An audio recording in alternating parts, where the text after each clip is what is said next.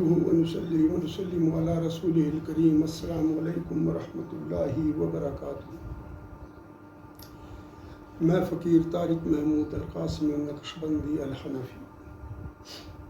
کل بھی میں نے ایک ویڈیو بنائی تھی، شاید یہ نیٹ کی وجہ ہے، جو بھی ہے لوگوں تک ایکسیس مشکل ہو رہا ہے، لیکن پاکستان کے جو حالات گزر رہے ہیں اس میں جو بھی دین کے طالب علم ہیں یا علماء ہیں، ان کا یہ کام ہے کہ وہ قوم کو اور ان سیاسی رہنماؤں کو بھی اور قوم کے تمام اداروں کو، ملک کے، قوم کے سب لوگوں کو دین کے حوالے سے، قرآن کے حوالے سے بتائیں کہ قرآن ہم سے آخر چاہتا کیا ہے، اللہ کا یہ پیغام کیا لے کر ہمارے پاس آیا ہے۔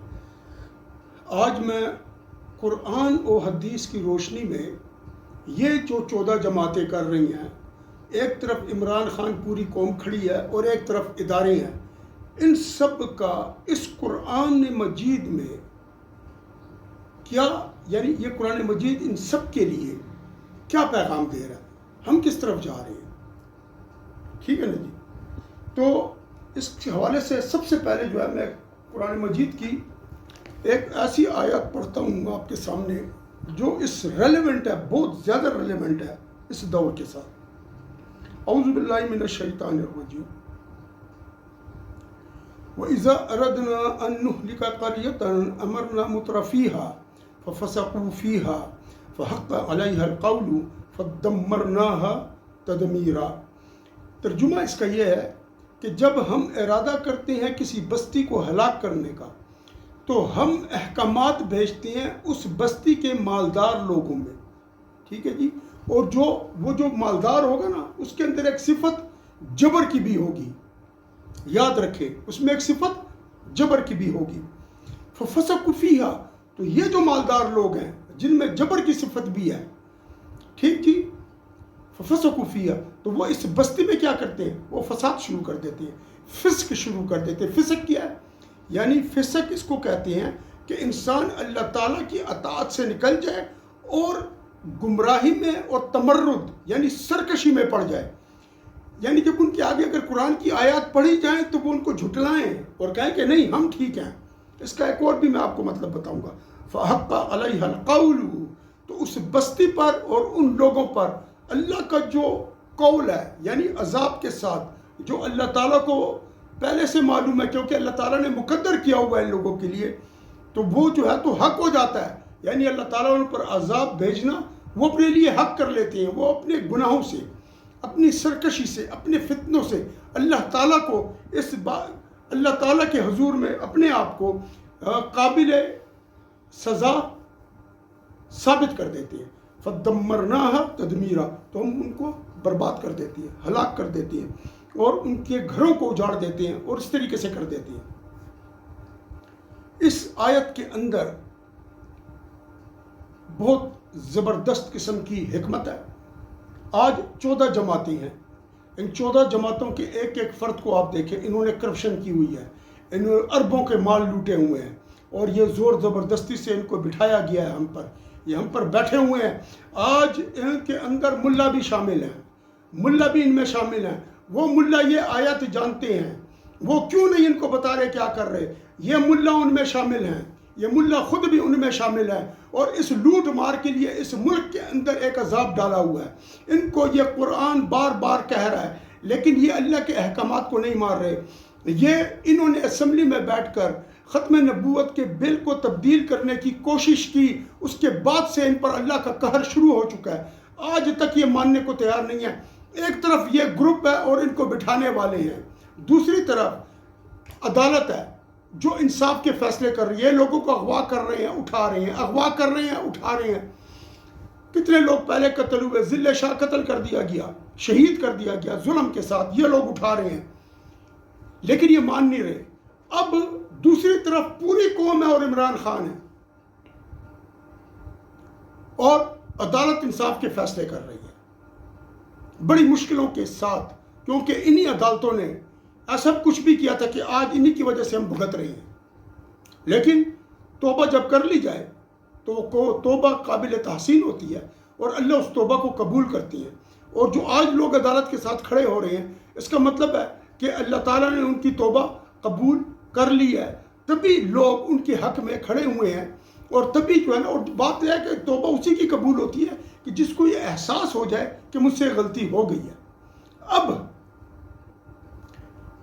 ایک طرف یہ اور ایک طرف یہ، اب یہ عذاب کس پہ آئے گا؟ اگر کل بھی میں نے بتایا تھا، اگر یہ سمجھتے ہیں کہ ایسا ہوگا کہ یہ لوگ کامیاب ہو جائیں گے تو یہ ان کی بھول ہے، کیونکہ مجھے قرآن کی بات پہنچانی ہے۔ ان میں علماء موجود ہیں، ہر مسجد میں ان لوگوں کا ملا بیٹھا ہوا ہے۔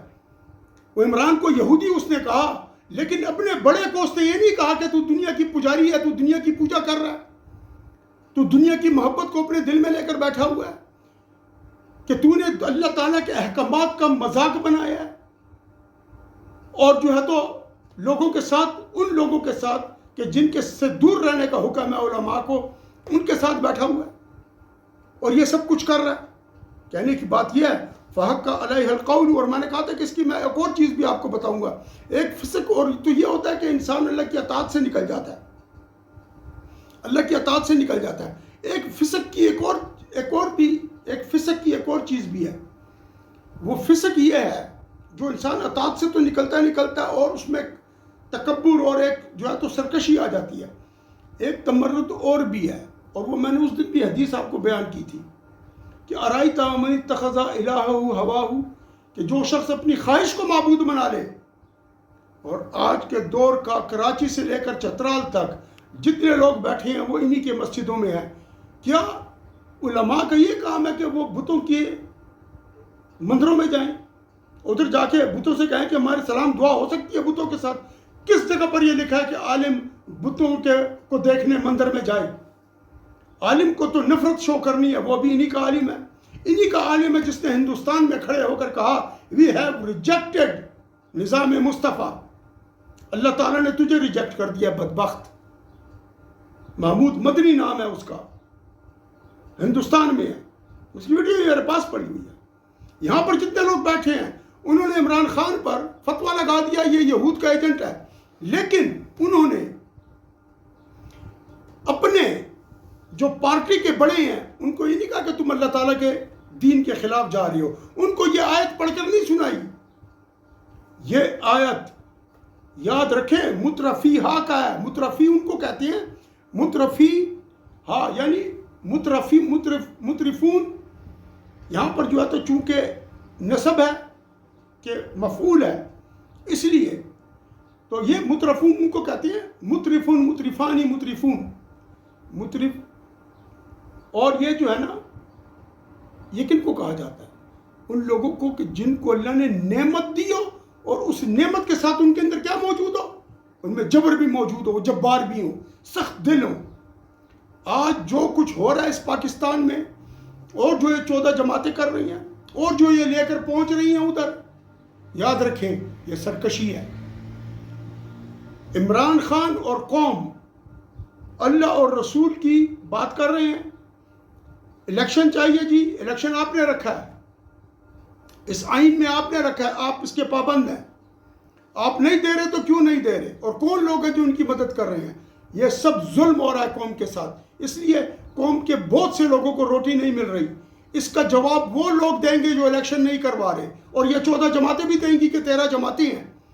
اور یہ نہ سمجھیں اور یاد رکھیں، جب انسان گناہ کرتا جائے، گناہ کرتا جائے، گناہ کرتا جائے، اور اس کے اوپر کوئی عذاب اللہ کا نہ آئے، ایسا عذاب کہ دنیا دیکھے کہ ہاں یار اس کے اوپر بیماری لگ گئی تھی، اس کا مال و دولت ٹوٹ گیا، تو سمجھ جائیں اس شخص کے پاس سے ایمان کی دولت اللہ نے چھین لی ہے، اس لیے ان پر عذاب نہیں بھیجتا، کیونکہ عذاب صرف مومنین پر آتا ہے کہ جو گناہ کرتے ہیں اور اللہ ان کو پکڑتا ہے۔ تو آج ایک تو یہ ہو گئی۔ دوسری بات دیکھتے ہیں کہ جی دین کی طرف کون جا رہا ہے۔ عمران خان نے اقوام متحدہ میں بھی نبی علیہ السلام کے حوالے سے بات کی، اور کلمہ شریعہ بھی وہاں پڑھا، انہوں نے کہا وی ول فائٹ، ٹھیک۔ یہاں پر ایک اور آیت ہے اعوذ باللہ من الشیطان الرجیم۔ اچھا یہ جو ہے نا، جو بھی میں نے آیت پڑھی ہے، یہ سورۃ الاسراء، سورہ بنی اسرائیل کی یہ آیت نمبر ہے جی 16، اور دوسری آیت جو ہے نا وہ یہ ہے سورہ رعد کی آیت نمبر 11 ہے، یہ ہے ان اللہ لا یغیر ما بقوم حتی یغیروا ما بانفسہم۔ اللہ تعالیٰ کسی قوم کی حالت، یعنی کسی قوم سے نعمت اس وقت تک نہیں چھینتا جب تک وہ اپنی حالت کو خود نہ بدل دے۔ یعنی وہ اپنی حالت کو ایسی حالت پر لے جائے کہ جہاں پر گناہ کرے، اللہ کی نافرمانیاں کرے اور اللہ اس سے نعمت چھین لے۔ آج پاکستانی قوم جس گمراہی میں تھی اس سے نکل کر پاکستانی قوم میں یہ احساس پیدا ہو چکا ہے، اور پاکستانی قوم کو ایک سچا لیڈر بھی مل چکا ہے کہ ہم نے ساتھ مل کر ہم نے اس کرپشن کو ختم کرنا ہے، اس بدعنوانی کو ختم کرنا ہے، اس فساد کو اور اس جھوٹ کو ختم کرنا ہے، اور ہم نے اس حکومت کو لے کر آنا ہے جس میں ہر انسان کو برابری کا سلوک ملے، کھانا ملے۔ جس طرح عمران خان نے شروع کیا تھا، کارڈ تھے، سب کچھ تھا، پیسے تھے، لوگ علاج کرا رہے تھے، سب کچھ کر رہے تھے، اس کی مخالفت کس نے کی؟ قوم کے اندر لوگ بڑے بڑے عہدوں پر ہوتے ہیں، جرم کر کے باہر بھاگ جاتے ہیں، ان کو کوئی پکڑنے والا نہیں ہے، لیکن اللہ جب گرفت کرتا ہے تو مشرف کو خدا نے کیا انجام دکھایا، ضیاء الحق کا کیا انجام دکھایا؟ اپنے ہی لوگ مخالف ہو جاتے ہیں۔ کیوں؟ اس لیے کہ اللہ تعالیٰ کی دو انگلیوں کے درمیان میں کوئی مخلوق کے قلب ہے، جس طرف چاہے پھیر دیں، اور اللہ جس کی محبت چاہیں اس کے دل میں ڈال دیں لوگوں کی۔ اب کہنے کی بات یہ ہے جی کہ ہم جس مقام پر آ کر کھڑے ہو گئے ہیں، اور دوسری ایک حدیث شریف اور بھی ہے، اس کو شرح سنہ میں بھی روایت کیا گیا ہے، اور اس کو جو ہے نا مشکات میں بھی ہے کہ میری امت کے علماء سو سے فتنہ اٹھے گا اور انہی کی طرف واپس جائے گا۔ آپ دیکھ لیں، عمران خان پکڑا گیا، چھوٹ گیا، ان کو سمجھ نہیں پڑ رہی ان علماء کو کہ یہ اللہ کی مدد اس کے ساتھ ہے، یا وہ قرآن نہیں سمجھتے، سب سمجھتے ہیں، لیکن انہوں نے اس معبود کو چھوڑ کے اپنی خواہش نفس کو اپنا معبود بنایا۔ ورنہ پاکستان کے ہر عالم پر یہ فرض ہے کہ وہ قرآن و سنت کی بات علماء تک پہنچائے، جو خاموش بیٹھے ان لوگوں تک پہنچائے جو اس جگہ پر ہیں۔ میں نے یہ پیغام آپ تک پہنچا دیا، قوم تک پہنچا دیا، قوم بیدار ہو جائے اور قوم عمران خان کے ساتھ کھڑی ہو جائے۔ کیوں کہ حق پر اس وقت صرف عمران خان ہے، جو میں نے دیکھا ہے، کیونکہ اللہ اور رسول کی بات اس نے کہی ہے۔ پوری دنیا کے علماء، پوری دنیا جو ہے نا اس کے اندر جو علماء ہیں اپنا دین کی باتیں کر رہے ہیں، ہمارے یہاں پر جو ہے تو عجیب قسم کا چکر چل رہا ہے، ایک فساد بنا ہوا ہے، ایک ختم ہوتا ہے، دوسرا سازشیں ہیں۔ ہم سب قرآن و حدیث کے خلاف جا رہے ہیں۔ عمران خان کا ساتھ دیں جی، ہم پھنس چکے ہیں، اور ہماری مجبوری ہے ہم قرآن کی طرف واپس آئیں گے، ورنہ قرآن کے اندر جو احکامات ہیں، ہمارا رب اس قرآن کا کلام کا بھیجنے والا ہمیں برباد کر کے رکھ دے گا، اور کوئی اللہ کا مقابلہ نہیں کر سکتا۔ دنیا کا کوئی جنرل، دنیا کا کوئی چیف جسٹس، دنیا کا کوئی ملا، دنیا کا کوئی بھی پارٹی کا سربراہ، چاہے وہ کوئی بھی ہو، کافر ملک ہو، امریکہ ہو، یورپ ہو، ایک شخص کا بال بھی بیکا نہیں کر سکتے جب تک رب نہ چاہے اور اس نافرمانی سے باہر نکلیں۔ کیوں کہ آپ لوگ خود بھی تباہ ہوں گے اور پوری امت کو بھی تباہ کریں گے، لیکن پاکستانی قوم اس آیت کے اندر نہیں آتی اور نہ عمران خان آتا ہے، کیونکہ نہ تو ہم وہ لوگ ہیں کہ جن کے پاس نعمت ہو، اور نہ ہم سرکش ہیں، اور نہ ہم ان سرکشوں کی اطاعت کر رہے ہیں جو 13 پارٹی ہیں۔ کیونکہ اللہ تعالیٰ جب ہدایت دینا چاہتا ہے، وہ جس کو چاہتا ہے اس کو ہدایت دیتا ہے۔ اللہ پر آپ کا حکم نہیں چلے گا، اللہ کا حکم آپ پر چلے گا۔ آج وقت ہے، اللہ کی بات مان لیں، کل اللہ آپ کی نہیں سنے گا۔ وآخر دعوانا ان الحمدللہ رب العالمین، وصلی اللہ تعالی علی خیر خلقہ ونور عرشہ محمد وعلی آلہ واصحابہ اجمعین برحمتک یا ارحم الراحمین۔